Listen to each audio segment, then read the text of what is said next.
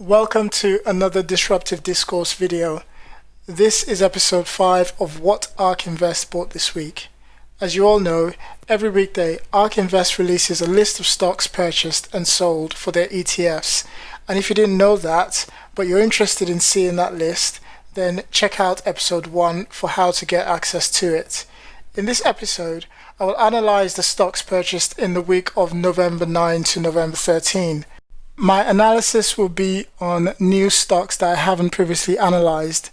As for stocks that I've previously covered, I'll point out the relevant videos for those if you're interested in watching. But this week, because Ark Invest went on a buying frenzy, I've got 14 stocks to analyze, but you'll be glad to know that I'm not going to make you sit through all 14 analysis in one video. So this is a two-part episode. I'll cover 7 stocks here in part 1 and the remaining 7 stocks in part 2, which will be released shortly after this video. So first off, let's take a quick look at the repeat purchases by Ark Invest of those previously analyzed stocks. They are as follows. For the stocks I reviewed in episode 2, they've bought more of the following stocks. Repair Therapeutics, November 11, 12 and 13, $0.5 million. Palantir, November 13, $16 million. And then from episode 3, Shopify, November the 9th, $3.7 million. Teladoc, November the 9th, November the 10th and 13th, $111.7 million. And this was by far the largest purchase during this week. From episode 4, Unity, November 13, $13.6 million. If you'd like to see my analysis on those stocks, then feel free to check out those videos. The link will be in the description box below. Now on to the new stock purchases, the first of which is Docusign, ticker symbol NASDAQ DOCU. This was purchased on November 9 and they purchased $31.7 million worth. The CEO of Docusign is Dan Springer.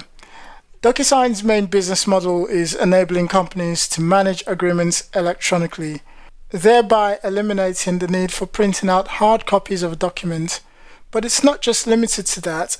It has a well-established Docusign agreement cloud storage system, which helps its customers to centralize the storage of their agreements in readiness for sign-in, and thereafter allowing customers to take action on those agreements and connect them to other software for a seamless experience altogether. The pandemic has been a real boon for Docusign because it plays right into their core business model, which is remote signing of agreements. This area has exploded and they are the go-to company for this. Docusign has also been expanding through acquisitions. One of the companies it acquired earlier this year in February of 2020 is called Seal Software. It developed a program which uses artificial intelligence to search through documents. This in turn serves quite a number of purposes. For example, it can remove unwanted words or phrases or identify unusual words or phrases which aren't part of a standard contract. You could really see how this is such a great tool that could save hours and hours of time in searching through legal documents, which can be such a pain, I can imagine. Another more recent acquisition is a company called Live Oak Technologies, which does online notaries. This helps solve the problem where 2 people have to be in the same place at the same time, where one person signs a document and another person has to be there to witness the signature. With Live Oak's technology, it eliminates the need for that physical presence and allows all of that to be done electronically. Docusign is a clear leader here, and in terms of revenue, it is 6 times the size of the next biggest competitor in the space, which is Adobe's digital signature tool called Adobe Sign. In terms of growth, it has already seen a compound annual growth rate of 36.68% over the past 3 years, and with the exception of Zoom, it has been one of the biggest benefactors of the stay-at-home phenomenon. But its growth prospects aren't coming to an end anytime soon. Here's a short interview with the CEO talking about the future growth prospects for the company. At DocuSign, we are the dramatic and clear leader in our space. We are 6 times the next biggest player, which is the EchoSign product that Adobe bought. So it's a very different, competitive mindset, and this is about leadership, and this is about investing to grow. I was on Kramer, the Mad Money, last quarter, and he was saying, I just bought this house and it was so great for DocuSign for the signature, and it's great. But then at the very end, I had to get a notary, and I had to come to our house and put on masks. And he goes, it's got to be a way you guys can take this on. And so, joking with him, because you said that, Jim, we bought Live Oak, and we're going to actually take care of that problem for you. And that'll be the second phase. Sort of later, next year, we'll then move to go after that opportunity to provide for people a third-party notary. So if you and I just, for whatever reason, decided to do an agreement, and we decided we needed a notary, and we would normally, call someone or go to a FedEx, Kinko's kind of solution, we can actually do it all online. And it'll be hopefully a good economic opportunity for the notaries out there to have a much more efficient way to do their business versus driving around and traveling around to people. So that's the plan. We're excited about it. For me, I really like this company. At first glance, the company's business model seems a little bit too niche, but when you dive in deeper, it becomes clear that this company's business model is extremely sticky. And just like a pesky spider, its customers come in, get stuck, and get gobbled up by Docusign. Needless to say, I think this is a brilliant company going forward. The next stock is Zillow, ticker symbol NASDAQ ZG. $5.2 million worth of shares were purchased on November 9. The CEO is Richard Barton. Zillow is similar to Opendoor, a company that I analyzed in episode 3. And like Opendoor, Zillow is disrupting the traditional home buying agents in the US. No longer would you have to go to a traditional agent to buy a home. You can buy direct from Zillow and sell direct to them, cutting out the waiting time for buying and selling your home, and also cutting out those agents who are basically the middlemen, or women, of course. There is an interesting dynamic going on at the moment with the housing markets all over the Western world, and I think this has created a real tailwind, not just for Zillow, but for the residential real estate market in general. And I think that Zillow and Opendoor are the companies best placed to capitalize on this. How long this phenomenon will last is yet to be seen, but this trend doesn't appear to have been abated by the reopening of the economy. People are essentially making the move from major cities to the suburbs, and this is clearly driving up the frequency and, for the most part, upscaling in the size of home purchases. I listened to the last earnings call presented by the CEO, Rich Barton, and I found his take on this whole phenomena interesting. Here's a 2-minute audio clip of it. In September, we saw the pace of existing home sales climb to the highest levels since 2006, exceeding 6.5 million annualized units. Realities lead us to believe that higher housing turnover is here to stay for some time, following the abnormally low turnover since the global financial crisis. Going into the current decade, there were about 5 million more Americans in their prime home buying years compared to 2010. As those millennials begin to move up, Gen Z, the even larger generation behind them, will be in a position to take the baton and begin buying homes. Additionally, the low-rate environment feels like it's here to stay. These are additional factors supporting our expectation for continued home transaction growth, the residential real estate tailwind that I've been talking about. Virtual tour requests tripled when the stay-at-home orders began. Now nearly 2/3 of our Zillow offers home purchases are closed digitally with a remote notary. We are investing our dollars and smarts into building these solutions on behalf of our customers. These new tools are immediately relevant today, and there is just no going back. They will change the expectations for new generations of buyers and sellers in the future. In terms of growth, Zillow doubled its revenue in under 2 years as it grew at a compound annual growth rate of almost 48% year over year between 2016 and 2019. Its revenue topped $2.7 billion in 2019, and really that was a catalyst for the run-up in its share price and, of course, the market cap, which now stands at $26 billion. I should also correct myself, as it was kindly pointed out to me by one of my subscribers, Prem Patel. I hope he doesn't mind me naming him, but he rightly says that Opendoor's market cap valuation was in fact more than I had quoted in my previous video, as I hadn't accounted for the post-merger valuation. So the correct valuation for Opendoor as of this video is $11.8 billion, which is still more than half the value of Zillow. Now, going back to Zillow's revenue, nevertheless, the 2019 revenue is still very impressive, and Zillow is set to smash that record this year. As of Q3 2020, the top line revenue is already at $2.5 billion, with a quarter to spare. You can be sure that the $2.7 billion record annual revenue will be smashed in 2020. So having said all that, what is my personal view on Zillow? Well, the answer is simple. It's a great company, but not at this current valuation. I would rather invest in Opendoor. However, there's more than enough room for Zillow, Opendoor, and OfferPad to all thrive and be successful long-term in this sector. The next stock is Workday, ticker symbol NASDAQ WDAY. On November 9, Ark Invest purchased $3 million worth of shares in the company. The CEO is Anil Bushri, and there's a co-CEO, Chano Fernandez. The CEO is the co-founder of the company alongside David Duffield. Both were also the top execs at PeopleSoft, which was the subject of a hostile takeover by Oracle in 2005. So what exactly did these guys do when they were taken over? They simply up and left and formed Workday the very same year, and now the company is worth nearly $50 billion. I'm liking these guys already. Workday is a software as a service company that helps companies automate back of office tasks, especially around HR, payroll, and finance. This is another antiquated industry ripe for disruption, and Workday is doing just that. With clients like Google, Amazon, Microsoft, IBM, and Netflix already on its payroll, so to speak, this company is heading in the right direction.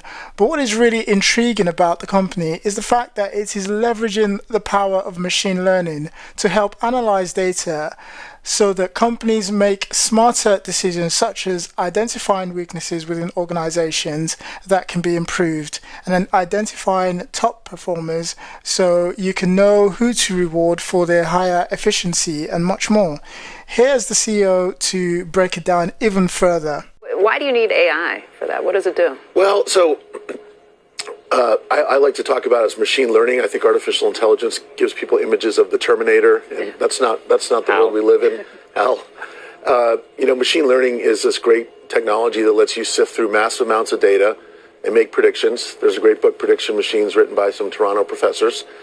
And humans are not good at making predictions, but they're great at making judgments once there is a prediction in front of it. And these algorithms will actually predict the next right move for you in your career. It will automate audits, so do intelligent auditing on the finance side, where if it's been through enough audit cycles, it'll just highlight the exceptions instead of having to go through every transaction. As you know, auditors just sample the books. These machine learning algorithms will go through everything, highlight the exceptions, which will speed up auditing and hopefully cut costs. That does sound very intriguing, and it's clear why the top tech companies love Workday and why it could make huge inroads into the sector for many years to come. As for the growth prospects, so far the company has grown at a steady pace of 32.23% year over year, and that trend looks very likely to continue. I'm really impressed by this company, and I see growth ahead without question. Its main competitor is Oracle, and as you will recall, that was the company that carried out the hostile takeover of their first business. If I was to bet on either Workday or Oracle as to which would survive an all-time competitive warfare, I'll definitely be picking Workday because they've built both systems, and I don't think I need to say more than that really. I will definitely be adding this to my list of potential future stocks. The next stock is Arcturus Therapeutics, ticker symbol NASDAQ ARCT. On the 9th of November and the 10th of November, Ark Invest purchased $9.8 million worth of the shares in this company. The CEO is Joseph E. Payne.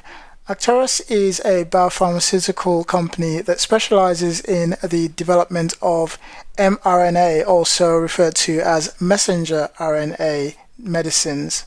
Arcturus is well known for being one of the companies currently working on a vaccine for the pandemic using its aforementioned guide or messenger RNA. You will of course know that the two other companies that have recently had successful clinical trials for their pandemic vaccines are Pfizer and Moderna, and both were based on mRNA vaccines as well, which might explain why there's a lot of hype around Arcturus at this present time. But what I like about this company is that its proprietary approach to mRNA deployment lends itself really well to other vaccines. There are currently 4 others in its pipeline. It is also in the preclinical stage for its flu vaccine, which it says will be much better than what is currently available. Well, of course, that's not proven yet, and we shall see if this turns out to be the case. But here's a short clip which explains how its mRNA works, particularly in the case of the pandemic virus. COVID-19 belongs to a family of coronaviruses that can cause serious respiratory disease. Arcturus, Therapeutics, and Duke NUS Medical School are developing a COVID-19 vaccine based on the company's lunar and star technologies. After injection, the lunar particles carrying the mRNA vaccine shed their protective surface, allowing them to enter the cell through a process called transfection, resulting in the lunar particle being held inside an endosome. As the endosome ages, it becomes more and more acidic. The acidity activates the lunar particle, resulting in endosome rupture and subsequent release of the mRNA vaccine into the cytoplasm, where nature's machinery takes over. The self-transcribing and replicating mRNA, or star mRNA, triggers rapid and prolonged antigen expression, resulting in protective immunity.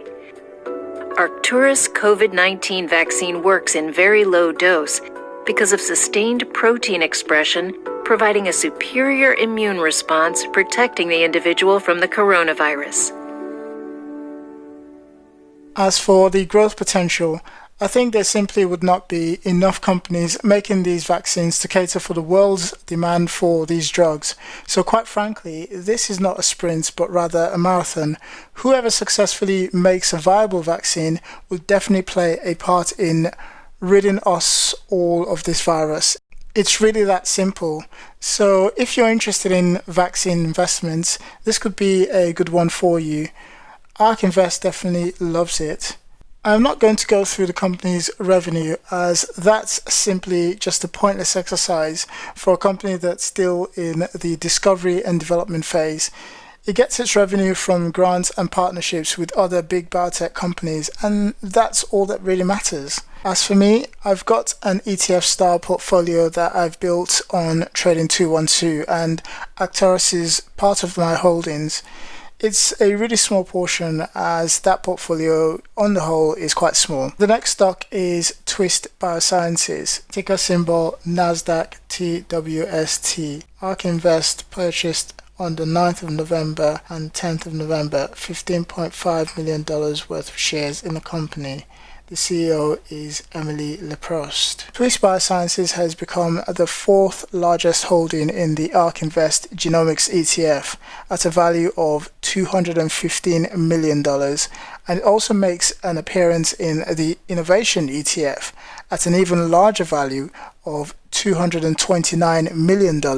So the question is, why are Ark Invest so bullish on this? Now, if you didn't know, the pandemic virus was sequenced in China and had to be synthetically rewritten, and it was TWST Biosciences technology that was used for rewriting a synthetic version of it so that it can be shared across the world for companies to start working on vaccines. But it's not just about the pandemic virus. It's a powerful technology that can be used for many applications relating to DNA sequencing. So there's no doubt that this is a really interesting company and a key component in the DNA sequencing era that we are currently entering. Here's a short video describing the technology in some more detail. Use this space to write 9,600 genes. Using the same footprint as a traditional 96-well plate, TWST Bioscience starts with a plain silicon wafer, like those used in the semiconductor industry. With microscale patterning, the resulting silicon chip is able to write over 1 million oligonucleotide sequences to generate nearly 10,000 genes at a time. Using conventional chemistry approaches on a miniaturized scale, we write DNA base by base. The DNA is then assembled into genes or other products smaller and faster. Our ultra-high throughput technology enables the discovery of targeted therapies and diagnostic tools, self-fertilizing plants, sustainable chemicals, and biomaterials. We use scale to propel science forward. Twist Bioscience, writing the future. The company's revenue has grown from $2.27 million in 2016 to $54.3 million in 2019, which is a compound annual growth of 188.3% year over year. Even taking into consideration all of the companies that I've reviewed to date on this channel, none of them has the same compound annual growth rate as this. It's simply insane. I guess you can see why investors are often drawn to biotech companies.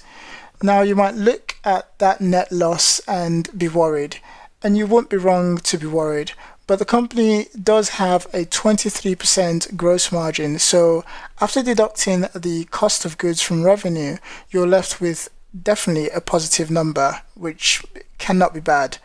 Of course, the net income loss is as a result of operational expenses, but 40 million of that accounts for R&D, which is what you'd expect from a fast-growing biotech company. So this doesn't worry me in the slightest. I would most likely be adding this to my portfolio, albeit it is already in my portfolio on Trading 212, as mentioned earlier. The next stock is Roku, ticker symbol NASDAQ ROKU, and on the 9th of November, 10th of November and 11th of November, Ark Invest purchased a total sum of $69.5 million worth of additional shares in this company. The CEO is Anthony Wood. This is another stock that is a huge part of the Ark Innovation Fund, with an eye-watering $0.77 billion currently invested into Roku. You can't say they're not bullish on the stock. Again, it's for a very good reason, and we can be glad to see they're still adding to the stock. This week alone, they added $69.5 million to their holding, making it the second highest share purchase for the week of November 9 to November 13. What is so special about this company then? Well, it's because Roku is a game changer for bringing streaming to the TV. It has also done a great job of bringing all of the other paid content platforms together, such as Netflix, Apple TV, Disney Plus, and so much more. So rather than seeing Roku as a competitor to those big named content platforms, it's in fact the opposite. They are all complementary to the services that Roku offers, which is basically content streaming on TV. Here's the CEO breaking it down even further. Sure. So, we had a great quarter. Our results exceeded our expectations and our outlook. We advertising impressions more than doubled year over year on the platform, which is a big area of growth for us.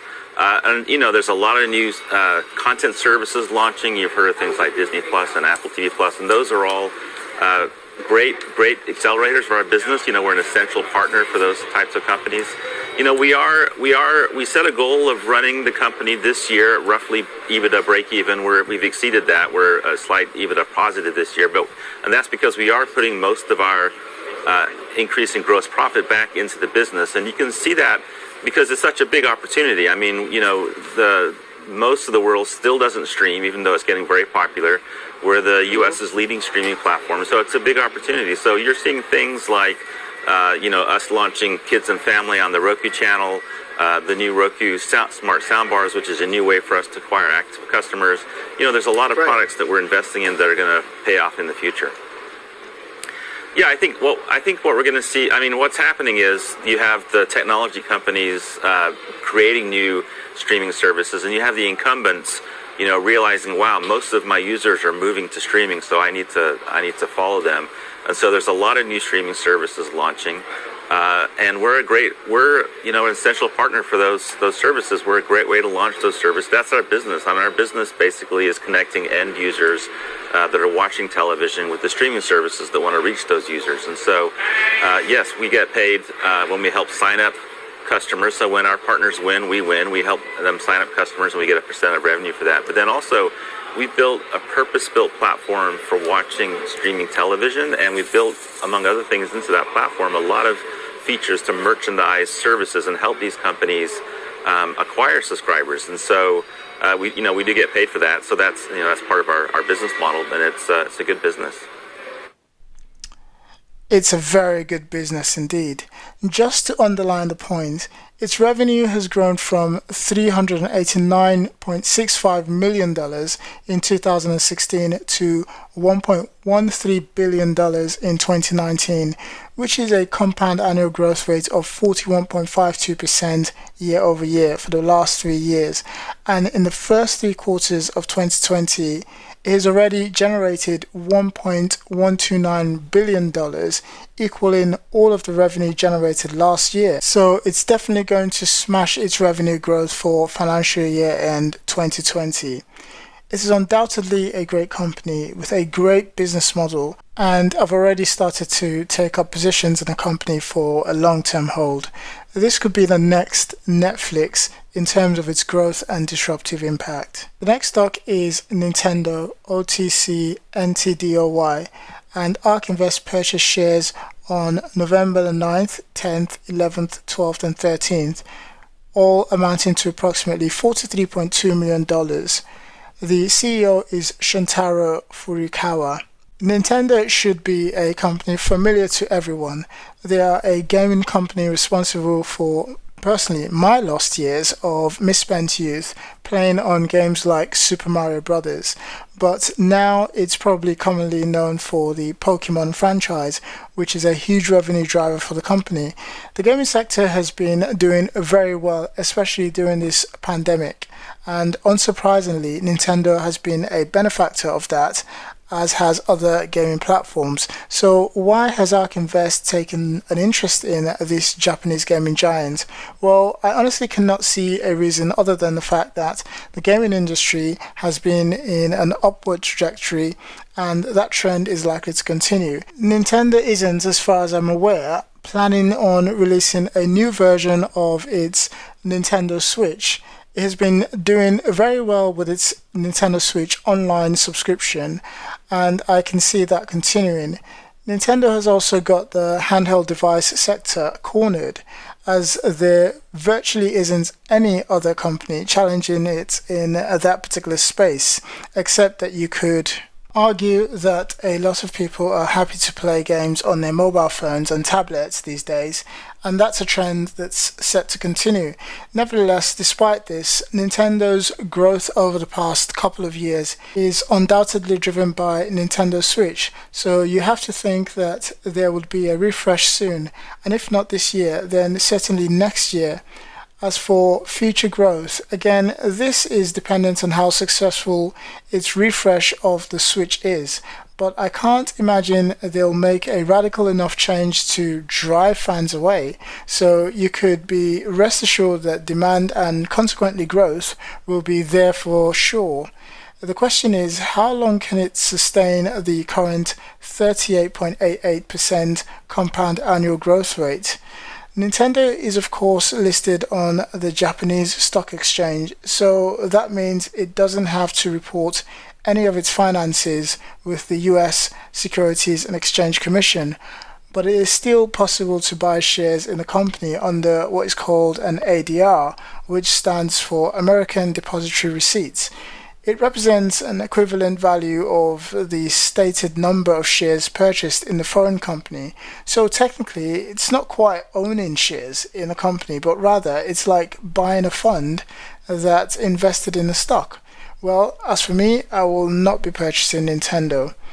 Final thoughts. There are 4 standout stocks here, being Docusign, Workday, Roku, and TWST Biosciences. And of those 4 stocks, 2 of them could achieve exponential returns, and they are Roku and TWST Biosciences.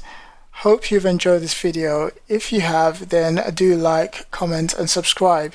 I just want to say a big thank you to all of my subscribers. You've all been so awesome in supporting me with this channel, and this really does spur me on to keep bringing you this content, which takes hours to put together. So thank you very much, and I'll see you on the next video.